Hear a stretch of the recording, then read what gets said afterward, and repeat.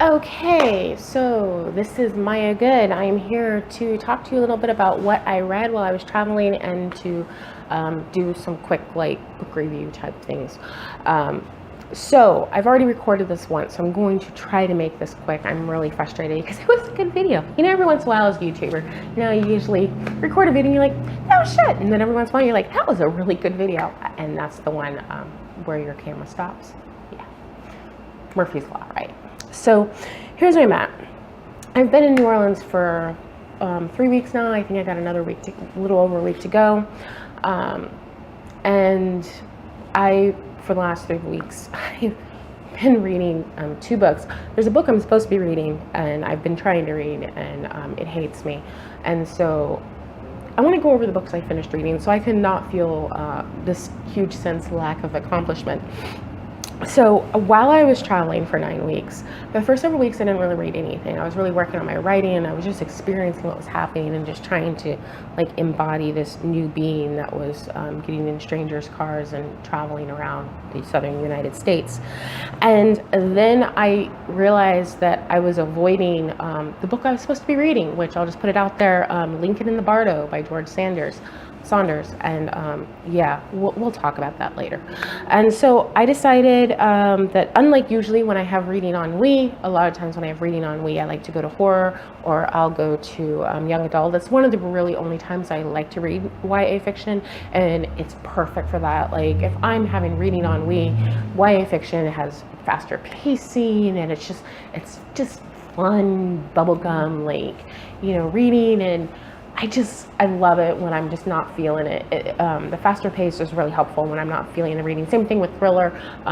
Again, the faster pace tends to jerk me out of the reading ennui. And so this time I decided, it's been a long time since I've read any nonfiction, and there were a couple nonfiction books I really wanted to read. The first one I read was Backpacking by Larry Fisher. And I wasn't sure what to expect. I didn't expect a lot. A lot of travelers recommend this book, but it's been around for a while. It is a self-published book, and I don't really know who Larry Fisher is. It's just a book that every once in a while I'll hear recommended, and so I didn't really know what to expect. A lot of times you get really surprised though, and that was the case for this book. It's very well done. It's very well organized. It is not like a nonfiction literary masterpiece, but let me tell you, it is so full of good information. Now, I'll bet a lot of the information that I got from this book I had already seen on YouTube videos and things and but a lot of those people got it from this book. This is the book that a lot of the OG travel around the world with the backpack YouTubers and bloggers, this is the book that really helped them get started, and now I can really see why. It's very well done. There's a lot, it cuts to the chase. It doesn't just yammer on for pages and pages about nothing. There's a lot of actionable information in this book, and I found it really valuable, and I'm glad I read it, and I will probably use it as a reference every once in a while for sure. I think it has been updated a bunch of times. I'm wondering what year it was actually published now, because I'm sure it's an older book, but there was stuff in this book that felt new, so I'm not sure how old it is. 1 second. Now I'm curious. Copyright 2015. So it's 15, 16, 17, 2 years old. I guess in internet life, that is an older book. When you're talking about e-publishing and just the speed of which things change, there's a lot of really good technology recommendations in the book, a lot of good app recommendations in the book. Just very, very well done. The other nonfiction book that I read that helped me get out of reading ennui was Chris Fox's Right to Market. And that is, again, I was really looking forward to reading this book because so many people have had really good reviews of it. I wasn't expecting it to be good. I was expecting it to be informative. What I got was it's informative and good, which was a huge surprise for me. He did something in there that I don't see most nonfiction books do, and I really appreciated it. There were lessons and exercises at the end of every single chapter, and rather than just giving you an exercise, he actually said what the purpose of it was, so that you wanted to actually do it. A lot of books that are nonfiction, they'll like have like exercises or whatever, but they don't actually tell you why they want you to do it. A lot of times they're not that relevant to the chapter materials anyway, and so you tend to just skip them. But this one, it was really obvious why the exercises were there and that they would be beneficial. And I can say these are probably the first exercises in a book of this type that I've done in a year and a half, 2 years. Like, I'm still working my way through some poetry exercises in some of my poetry books and things like that, but there aren't that many books that really inspire you to do the exercises. And I would say Our Right to Market does. I think this book has a little bit of a disservice around it because people think that writing to market means selling out. They think this book is only good for self-publishers. I actually think this book is good for anybody that wants to be a writer, because I hear all the time from traditionally published authors that are like, yeah, I wrote my first book and I spent 7 years editing it. My agent loved it. The editors loved it. They couldn't market it, and so they wouldn't buy it. And this knowing what the market is can prevent that situation.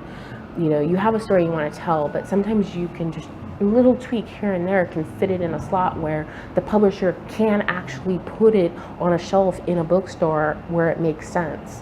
And so it's really much more about the business side and about knowing what the market is, figuring out where you can find your passion within that market and how your work can fit in what's currently out there, what people are wanting to read.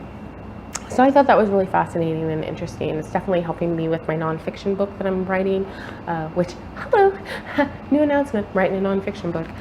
Yeah, that's where I've been for the last 2 weeks. So that was really good. And then I'm still, working on the Lincoln and the Bardo, and I was like, I need some fiction that's not driving me crazy. So I finally opened up Cormac McCarthy, The Road. And this was the book I had been planning on reading for years. So that's how you know, like, the book you're reading is really bad when you are, I'm trying not to say that. The book you're reading is really frustrating when you are going to books that you've been meaning to read for years and haven't had any inspiration to pick them up. Well, I'm glad for it, because The Road is probably one of the top 5 books that I've read in my life, maybe even top 3. I haven't really sat down and tried to rank them like that. It is that good. It is, Anna Karenina, The Road, and White Light right now. Like, that's where my head is. And like, it is just, okay. So if you have not read The Road, I highly recommend you just stop, just go read it. It is well written. The pacing is amazing. If you want a good dystopian book that's going to bring out all the feels, that is the book for you. If you are looking for a really good example of how to write a story with very low characters, little dialogue, little action, and keep the tension tight, read this book and analyze it chapter by chapter. Just analyze it like it's your homework, because it is done in a way in this book that it's one of the best, as far as you would think this book would be monotonous. Like, if you sit down and you think about what's happening, scene to scene, you would think this book would be monotonous and boring, and it's not. And the fact that it's not is fascinating, as far as like how the author was able to do that, in the format of a novel. So, like I said, this book, the things I liked about it most, I've heard complaints. Cormac McCarthy doesn't like punctuation, whatever. It works. I was never lost about what was going on.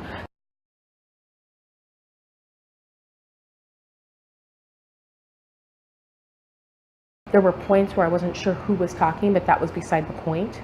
Those were points when the man and the boy were kind of becoming one and were beginning to switch places a little bit.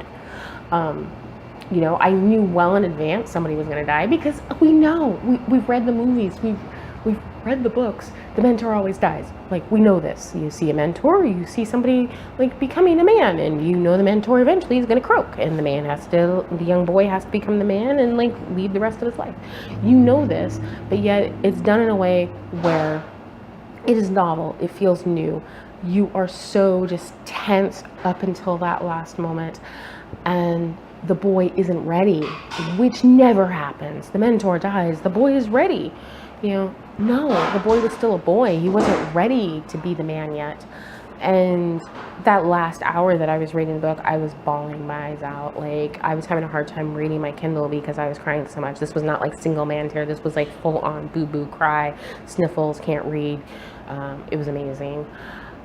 When I think about what is wrong with the book, I can always find something that's wrong with the book. You watch any of the podcasts, you hand us the best story ever, there's always something that's wrong with the book. I think The Road is as close to a perfect novel as I've ever read. So yeah, that's where I'm at, and I will be doing a review of Lincoln in the Bardo once I finish it. The podcast has been postponed several times because of this particular novel. All of us have a huge soft spot for George Saunders, and the fact that I'm not enjoying reading Lincoln in the Bardo is heartbreaking, frustrating, and giving me quite a bit of cognitive dissonance. And I'm trying to analyze why I don't like it, because when I sit down and I write on paper what this novel contains, all the elements are there. All of it. Interesting structure, great writing, interesting premise, theme, all the elements are there. Yet it's 2 months and I'm still reading it, and I literally dread every time I have to pick it up. So I've got about 40% more to go. We're going to do the recording for that on Thursday. If we do record live, for people that don't know, we record all the Literary Roadhouse podcasts live on the YouTube channel Literary Roadhouse, and then we edit that to create the podcast, so that the podcast is a lot cleaner, has better audio, and typically shorter and just less bullshitting. So if you want to see that live, I have a feeling this Thursday is going to be a good episode, because we have a lot of feelings about this book and confusion, and one girl's like, I'm going to defend it. I'm like, great, go for it. I'm not trying to tear it down because I love him. I've been trying to defend it the whole time I'm reading it. Yeah, that's a thing. I will finish it. She literally told me today, if you can't finish it, just show up anyway. That'll be your review. But no, I will finish Lincoln in the Bardo, because I hold out hope that somehow towards the end of this book, George Saunders pulls a Hail Mary and takes me from dreading every moment of the book to I can't put it down, I love you again. I'm hoping. He's done it in short stories. I know he's got it in him. So come on, do not let me down, George. So that's where I'm at.